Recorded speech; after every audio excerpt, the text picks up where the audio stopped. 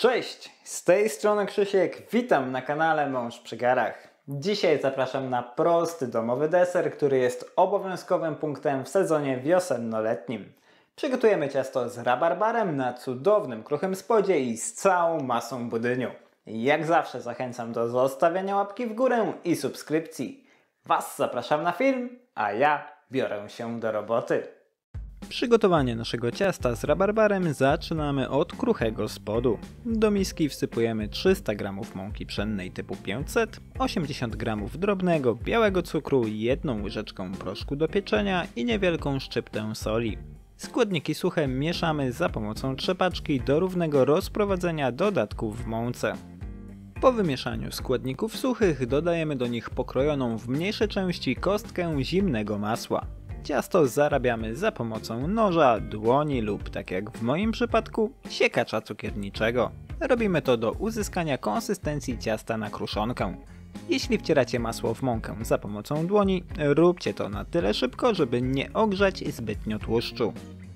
Po osiągnięciu odpowiedniej konsystencji dodajemy jedno duże jajko i 1,5 łyżeczki pasty waniliowej lub ekstraktu waniliowego. Na tym etapie wyrabiamy ciasto dłonią, na początku w misce do wchłonięcia całej wilgoci przez mąkę, następnie przez około minutę na podsypanym mąką blacie do uzyskania w miarę gładkiego ciasta.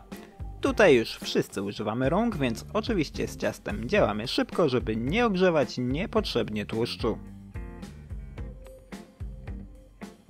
Wyrobione ciasto formujemy w coś na kształt walca i dzielimy na dwie części, mniej więcej w 1/3 długości.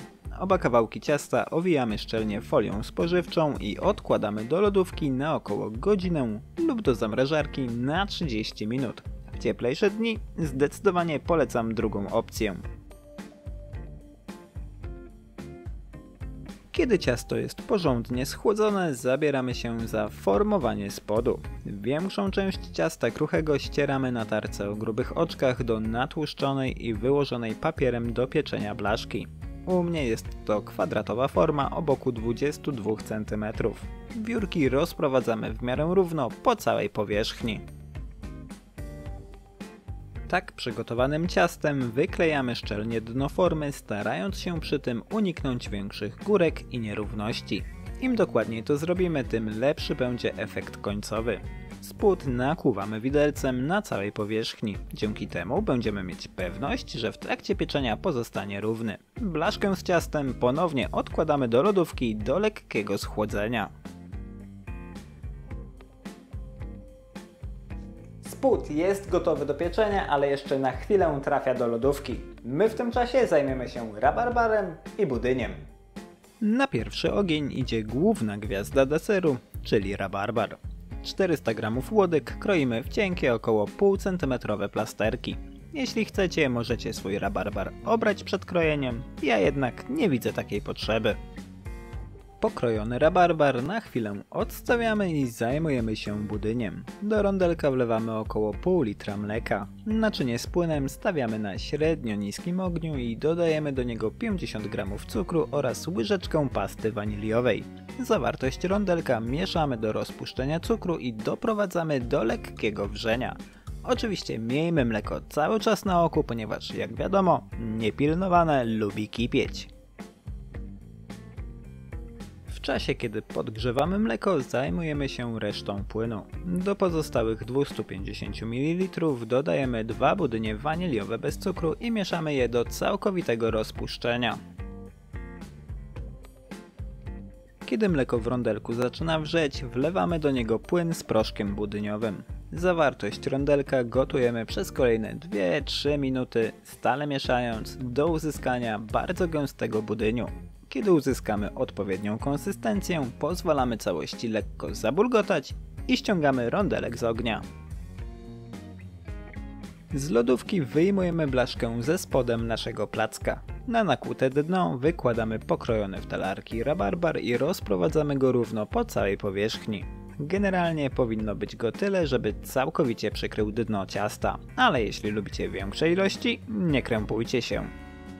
Na rozłożony rabarbar wykładamy jeszcze gorący budyń. Najwygodniej będzie robić to łyżką. W ten sposób będziemy mieć większą kontrolę nad warstwą budyniową.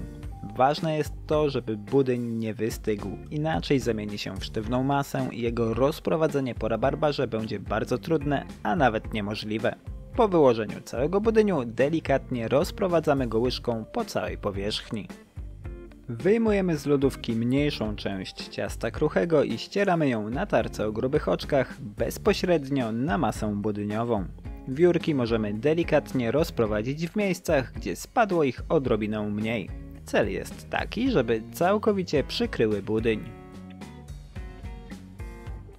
Tak przygotowane ciasto trafia do piekarnika rozgrzanego do 180 stopni Celsjusza, grzejącego w funkcji góra-dół na około 50 minut do uzyskania pięknego, złotego koloru.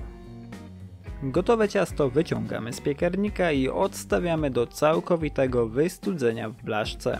Wyjmujemy je z formy po wystudzeniu. Gdybyśmy zrobili to wcześniej, niezestalony budyń mógłby się rozlać na boki i cała nasza ciężka praca poszłaby na marne. Wystudzone ciasto możemy jeszcze opruszyć sporą ilością cukru pudru i już nic nie stoi na przeszkodzie, żeby kroić je w kawałki. Nasze ciasto z rabarbarem i budyniem nareszcie jest gotowe do podania. Można się częstować. Pięknie wygląda, pięknie pachnie, a jak smakuje? Sprawdźmy.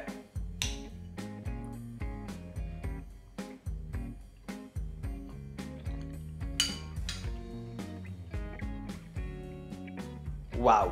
Kruchy spód jest przyjemnie maślany, a jego waniliowy posmak wynosi to ciasto na zupełnie inny poziom.